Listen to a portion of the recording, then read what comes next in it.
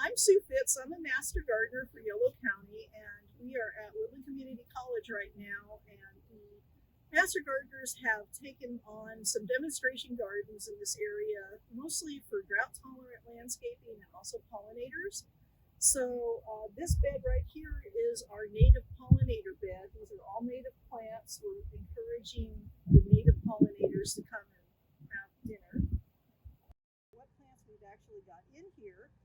This little low-growing plant here is Origaron Glaucus.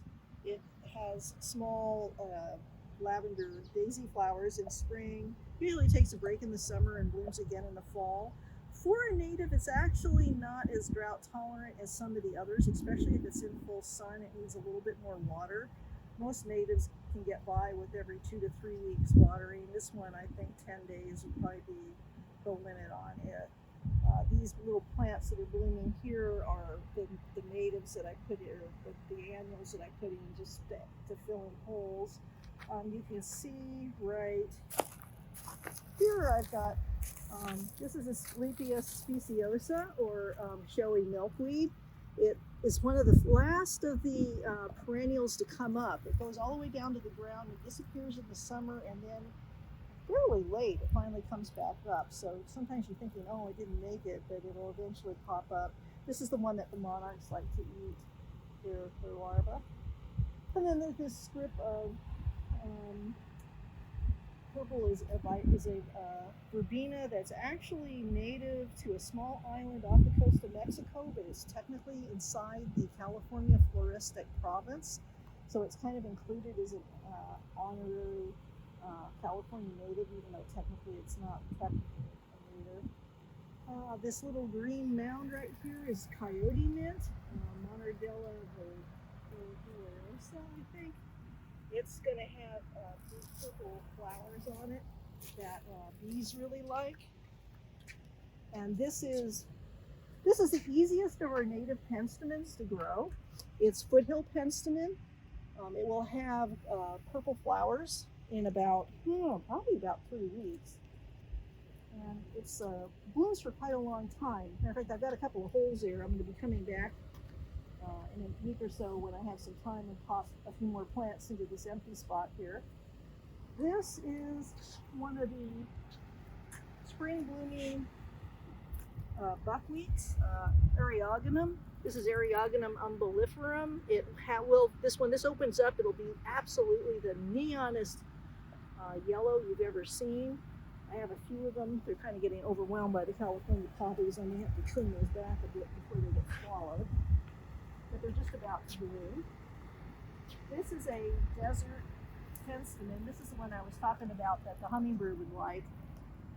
These, I'm not sure how well these are going to do here. They may not make it much past this year, just simply because most desert penstemons are in almost pure sand, and this is clay with some lighter soil on top. I'm not sure how we're going to handle that. This big ferny patch is one of the California fuchsias.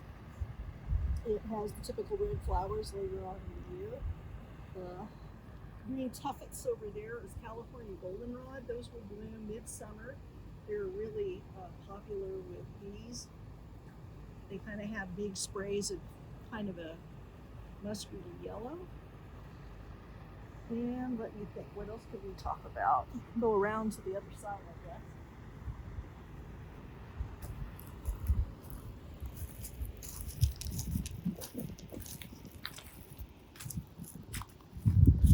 This is Spiralcea ambigua. It's actually a member of the hollyhock family, and you look at it, it does look a little bit like hollyhocks, the flowers. It's a desert native. It's native to the Mojave Desert. If you take highway, I think it's highway 15 from LA to Las Vegas in the spring, you'll probably see it blooming on the side of the road. I wouldn't think that it would like our clay soils, but so far it's done pretty well for me in our area. It takes the heat real well. It blooms mostly in the spring, but it will have flushes if you give it extra water in the summer. And it's kind of hiding, but that's our our honorary ceanothus right there. This is Concha. Concha is the ceanothus that it's reasonably sized. It's maybe 4 by 6, which for a ceanothus isn't very big. And it's actually the most garden tolerant of the ceanothuses. It will take some water outside of its normal winter water pattern.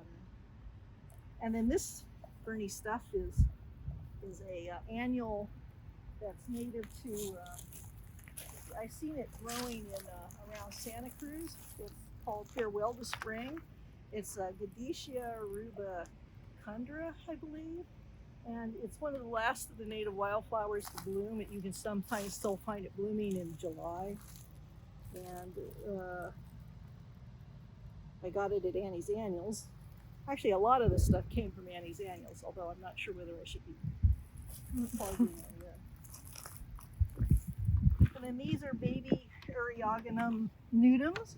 These will have bright yellow flowers that will come up on a stalk and look really pretty, almost like a yellow baby's breath, but they're fairly new plants and they may or may not bloom this year, but they definitely will next year. And then the plant that's kind of got shiny large foliage right there is actually a native of our area. It's called the Great Valley Gumweed. It's Grindelia Camphorium, and it has yellow daisies on it almost the whole summer. It's really beloved by bees. I find all sorts of different bee species on it. And this, of course, is a tidy tips. You can always tell tidy tips because it's got the white border. And these are really popular with bees. Now this is just an annual. I started them from seed in the fall, put them in early winter, and now they're blooming. And then when they're done and it gets hot, they'll quit blooming, and I'll just remove them because they're just going to die anyway. And there is going to be another Ariagonum in this area when these get pulled out. I'm going to put Ariagonum grande rubescens, which is called red buckwheat, and that will kind of finish this whole area. I kind of had these plants spaced really far apart because it's always awkward when they finally grow up and then they start getting too intermingled. So I tried to space them out enough that they wouldn't do that. And that's what's going on in here right now. It's all up in the air. I mean, I try things, and then if it doesn't work, there's always another native to try that bees like. So if something in here doesn't do well, like I said, I thought that reddish penstemon may not make it. I'm sure I can find something else to take its place. Experimenting is half the fun. And we do have a bird bath, which I try to keep filled with water, but I have to admit I've been negligent. We have a bee house there.